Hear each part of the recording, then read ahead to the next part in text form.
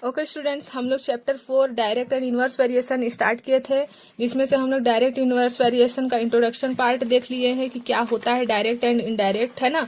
और इस वर्कशीट 1 देखे जिसमें डायरेक्ट वेरिएशन पढ़े थे, वर्कशीट 2 देखे जिसमें इनडायरेक्ट वेरिएशन पढ़े थे। आज देखेंगे हम लोग वर्कशीट 3, ठीक है, जिसमें मिक्स क्वेश्चन है। तो देख लेते हैं वर्कशीट 3 का क्वेश्चन नंबर 1। इसमें क्या दिया है देखो, Ramit can finish his work 25 days, work 8 hours a day. If he wants to finish the same work in 20 days, how many hours should be work in a day? देखो, जो रमित है वो 25 days में 25 डेज काम करता है और एक दिन में 8 आवर्स काम करता है, यानी कि 8 आवर्स काम करता है ये बता दिया है। और टोटल वर्क कितना डेज किया, 25 डेज किया है। अब वो चाहता है कि मैं उसी काम को 20 डेज में कंप्लीट कर दूं, तो उसको कितना आवर काम करना पड़ेगा, है ना, तो वो फाइंड करना है। तो हम लोग वर्कशीट 1, 2 ये सब पढ़ चुके हैं डायरेक्ट इनवर्स। तो डिस्क्रिप्शन बॉक्स में लिंक डाल दूंगी, तो अगर आप लोग नहीं देखे होंगे तो देख लीजिएगा, ठीक है। तो देखो यहाँ पर हम लोग लिख लिए, सबसे पहले डेज 25 डेज था और 25 डेज में 8 आवर्स काम किया था। और फिर वो चाहता है कि 20 डेज काम करूं, लेकिन आवर्स कितना है ये हम लोग को फाइंड करना है। तो हम लोग को पता है ऊपर वाला x1 x2 होता है, नीचे वाला क्या होता है y1 y2, इसलिए हम लोग मान लिया कि let y2 hours should be work in a day, ठीक है। अब ये इनवर्स वेरिएशन में है, क्योंकि यहाँ पास देखो हमारा x1 का वैल्यू इंक्रीज हो रहा है, y1 का डिक्रीज, यहाँ भी वैसे ही होगा। यहाँ पास x2 का डिक्रीज हुआ है तो y2 का भी होगा, है ना। तो हम लोग यहाँ पास इनवर्स वेरिएशन में देख लेते हैं, x1 को y1 से मल्टीप्लाई करते हैं, x2 को y2 से, डायरेक्ट वेरिएशन में डिवाइड करते हैं, इनवर्स वेरिएशन में मल्टीप्लाई। तो रख दिए x1 का वैल्यू 25, y1 का वैल्यू 8, x2 का वैल्यू 20, y2 का वैल्यू फाइंड करेंगे, ठीक है। y2 यहीं छोड़ दिया, 20 मल्टीप्लाई में था, इधर आकर डिवाइड हो गया। इसको सॉल्व कर देंगे, 5 5 जा 25, 5 4 जा 20, 4 1 जा 4, 4 2 जा 8, तो 5 2 जा 10, यानी कि उसको 10 आवर्स काम करना पड़ेगा, तब जाके 20 डेज में वर्क कंप्लीट हो पाएगा, ठीक है। अब देख लेते हैं question number 2। Udit can complete his work in 10 days. Udit जो है वो 10 डेज में काम कंप्लीट कर लेता है। What amount of work will be completed in 8 days. तो अगर वो 10 डेज में एक काम को कंप्लीट करता है, एक वर्क को, 1 वर्क को वो 10 डेज में कंप्लीट करता है, तो वो 8 डेज में कितना वर्क कंप्लीट कर पाएगा, ठीक है। तो यहाँ पर हम लोग कैसे करेंगे, देखो, work done in 10 days, 10 days में वो वन वर्क कंप्लीट कर पाया है, ठीक है।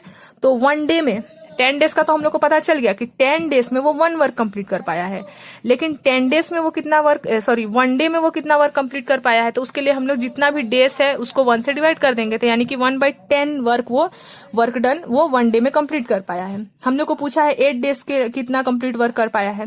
जैसे 10 डेज में वो 1 वर्क कंप्लीट किया, तो 8 डेज में वो कितना वर्क कंप्लीट किया, ठीक है। तो लिख देंगे work done in 8 days. 8 days में वो कितना किया है, जो हम लोग का 1 डे का वर्क है 1/10, उसको मल्टीप्लाई कर देंगे 8 से, तो आ जाएगा आंसर 2 5 जा 10, 2 4 जा 10, यानी कि 4 1 जा 4 5, यानी कि वो सिर्फ 4/5 वर्क ही कंप्लीट कर पाएगा 8 डेज में, ठीक है। क्वेश्चन नंबर 3 देख लेते हैं। 20 मैन कैन बिल्ड, देखो 20 man can build a wall in 9 days. 20 man है, उन लोग 9 डेज में एक वॉल कंप्लीट कर लेते हैं, ठीक है। Then how long would it take 12 man to build. देखो 20 मैन अगर 9 डेज लगाते हैं तो 12 मैन कितना डेज लगाएंगे, ठीक है। तो हम लोग लिख लिए, मैन लिख लिए, 20 मैन है जिन लोग 9 डेज में वॉल कंप्लीट करते हैं। ऊपर वाला x1 x2, नीचे वाला y1 y2। हम लोग को y2 फाइंड करना है, y2 फाइंड करना है, मतलब हम लोग को नंबर ऑफ डेज फाइंड करना है 12 मैन का, है ना। तो ये भी इनवर्स वेरिएशन में है, ठीक है, क्योंकि यहाँ x1 इंक्रीज हो रहा है तो x2 डिक्रीज हो रहा है, ठीक है, इसीलिए। तो इनवर्स वेरिएशन में हम लोग मल्टीप्लाई करते हैं, x1 को y1 से, x2 को y2 से। मल्टीप्लाई कर दिया, x1 का वैल्यू 20, y1 का वैल्यू 9, x2 का वैल्यू 12, y2 का वैल्यू फाइंड करना है। y2 यही छोड़ दिए, 12 को इधर ट्रांसफर कर दिए, सॉल्व करेंगे इसको, ठीक है। तो 3 3 जा 9, 3 4 जा 12, 4 1 जा 4, 4 5 जा 20, तो 5 3 जा 15 डेज लगेगा, यानी कि 12 मैन को 15 डेज लगेगा उसी वॉल को कंप्लीट करने के लिए। 1 वॉल को कंप्लीट करने के लिए 15 डेज लगेगा, ठीक है। अब देख लेते हैं हम लोग क्वेश्चन नंबर 4। क्वेश्चन नंबर 4 में क्या दिया है, Geetika weaves 12 basket in 30 days. 30 days में वो 20 बास्केट बना लेती है, ठीक है। In how many days she will weave 120 basket. तो 20 बास्केट को वो 30 डेज में बनाती है, तो 120 बास्केट कितने दिन में बनाएगी। तो सबसे पहले हम लोग लिख लेते हैं बास्केट 20 डेज में 30 बास्केट, 20 बास्केट 30 डेज में, ठीक है। तो 120 बास्केट वो कितना दिन में बनाएगी। तो ये तो x1 है, ये x2 है, ये वाला y1 है, ये वाला y2 फाइंड करना है। तो हम लोग लिख लिए नंबर ऑफ डेज y2, ठीक है। अब ये डायरेक्ट वेरिएशन में है, ठीक है, क्योंकि हम लोग को पता है 120 डेज है तो उसको 120 बास्केट है तो ज्यादा दिन ही बनाना है। देखो यहाँ भी ग्रेटर टाइम था, मतलब डेज जो था वो बास्केट से ज्यादा था, यहाँ भी डेज बास्केट से ज्यादा ही होगा, यानी कि y1 इंक्रीज हो रहा है तो यहाँ y2 भी इंक्रीज होगा ही, है ना, इसलिए डायरेक्ट वेरिएशन में है। अगर एक इंक्रीज होता है और एक डिक्रीज होता है तब ये इनवर्स में होता है, लेकिन दोनों ही इंक्रीज हो रहा है तो ये डायरेक्ट में है। तो x1 को डिवाइड करेंगे y1 से, x2 को डिवाइड करेंगे y2 से। वैल्यू रख दिए 20/30, x2 का वैल्यू 120/y2। क्रॉस मल्टीप्लाई करेंगे तो क्या आएगा 20 इंटू y2, 120 इंटू 30। y2 यहीं छोड़ दिया, 20 मल्टीप्लाई में इधर आकर डिवाइड हो गया, 0 से 0 कैंसिल, 2 6 12, यानी कि 180 डेज लगेगा उसको कंप्लीट करने में। ठीक है, अब देख लेते हैं क्वेश्चन नंबर 5। क्वेश्चन नंबर 5 में क्या दिया है, a train 280 metre long is running at speed of 42 kilometre per hour. How much time will it take to pass a man standing on a platform. Platform में अगर कोई आदमी खड़ा है तो उसको पास करने में कितना टाइम लगेगा। अगर ट्रेन का जो लंबाई है, लेंथ है, वो 280 मीटर है और स्पीड कितना है 42 किलोमीटर है। तो सबसे पहले लिख लेते हैं the train is running at a speed 42 kilometre per hour. जो ट्रेन है उसका रनिंग स्पीड कितना है 42 किलोमीटर है। So the distance covered by train in metre per second, metre per second में वो कवर करेगा। ठीक है, क्योंकि लेंथ का बात हो रहा है, यहाँ पास मीटर है तो किलोमीटर पर आवर को मीटर पर सेकंड में कन्वर्ट करना है। तो जब भी किलोमीटर पर आवर को मीटर पर सेकंड में कन्वर्ट करते हैं तो हम लोग किससे मल्टीप्लाई कर देते हैं, स्पीड को 5/18 से, याद रखना। ठीक है, किलोमीटर पर आवर को अगर मीटर पर सेकंड में कन्वर्ट करना है तो मल्टीप्लाई करेंगे 5/18 से, और अगर मीटर पर सेकंड को किलोमीटर पर आवर में कन्वर्ट करना है तो इसको मल्टीप्लाई करते 18/5 से, जस्ट अपोजिट। तो 42 को हम लोग यहाँ पर डिवाइड कर दिए तो कितना आया 35/3 आएगा, इसको डिवाइड करेंगे तो। ठीक है, अब देखो हम लोग को निकालना क्या है, उस प्लेटफॉर्म तक पहुंचने का उसका टाइम निकालना है। ठीक है, तो अब लिख देंगे now the time required to train cross a man of the same amount of time that train will take itself in 280 metre. 280 metre का वो ट्रेन है तो हम लोग का यहाँ पास टाइम कितना आया 35 इंटू 3 आया, 42 किलोमीटर पर आवर की स्पीड से आया तो कितना मीटर पर सेकंड लगा उसको 35 मीटर पर सेकंड, क्योंकि इसका भी लेंथ 280 मीटर में है इसलिए मीटर में कन्वर्ट किए। ठीक है, और उसको मल्टीप्लाई कर दिए जो ट्रेन का जो मीटर है उससे 280 से, तो हमारा आंसर कितना आया 24 सेकंड, यानी कि 24 सेकंड लगेगा प्लेटफॉर्म तक पहुंचने के लिए उसको। ठीक है, अब देख लेते हैं question number 6। A train 350 metre long crosses an electric pole in 28 second. Find the speed of train in kilometre per hour. अभी किलोमीटर पर आवर में बोला है।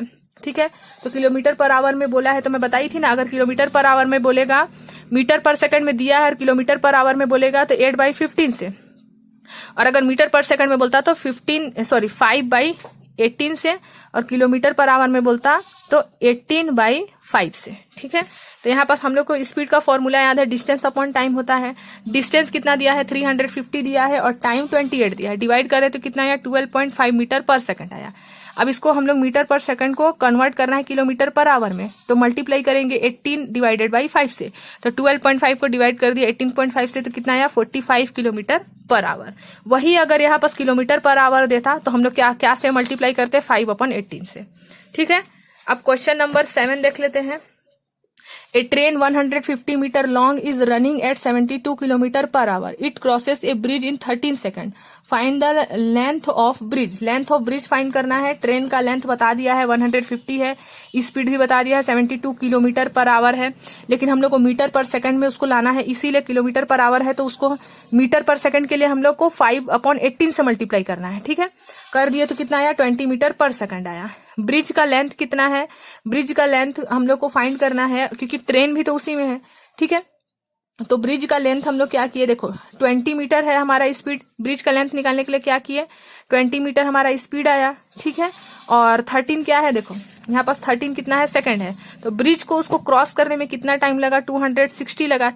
20 को मल्टीप्लाई करेंगे, ब्रिज लेंथ फाइंड करने के लिए हम लोग क्या किया 20 को मल्टीप्लाई किया 13 से, तो 260 आया टोटल, है ना, और 150 ट्रेन का लेंथ है, ब्रिज का लेंथ और ट्रेन उसी में है तो दोनों को माइनस करेंगे। तो सबसे पहले ब्रिज फाइंड किए, ब्रिज का लेंथ कितना आया 20 जो हमारा स्पीड है उसको मल्टीप्लाई कर दिए 13 सेकंड से तो 260 आया, और जो ट्रेन का लेंथ है वो 150 है, दोनों को माइनस किए तो कितना आया टोटल उसका लेंथ कितना आया 110 मीटर आया। ठीक है, वही पूछा था ना लेंथ ऑफ ब्रिज, तो लेंथ ऑफ ब्रिज कितना आया टोटल 110 मीटर आया। ठीक है, अब देख लेते हैं हम लोग क्वेश्चन नंबर 8।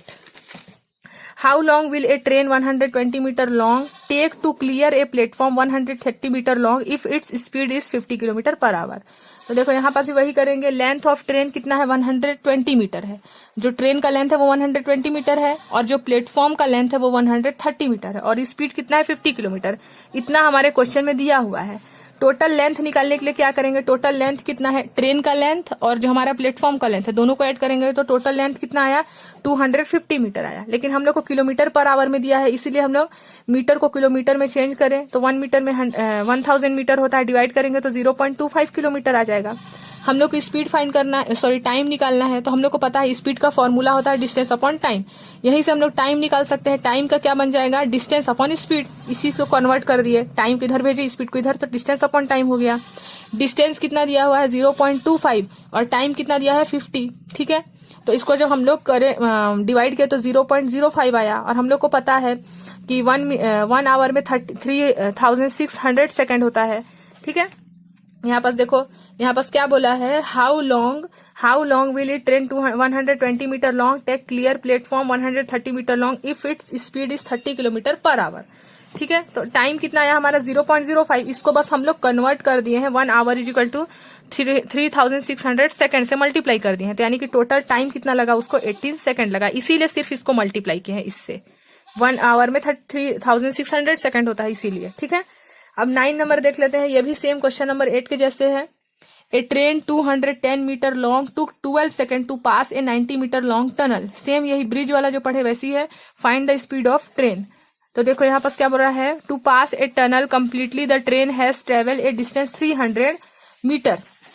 टनल को पास करने के लिए उसको कितना टाइम लगेगा, 300। कैसे, ट्रेन क्योंकि 210 मीटर लॉन्ग है और उसका जो टनल का लेंथ है वो कितना है, 90। तो 210 में 90 को ऐड करेंगे तभी तो टोटल लेंथ क्रॉस हो पाएगा। तो 300 आएगा ना, 210 प्लस 90 300।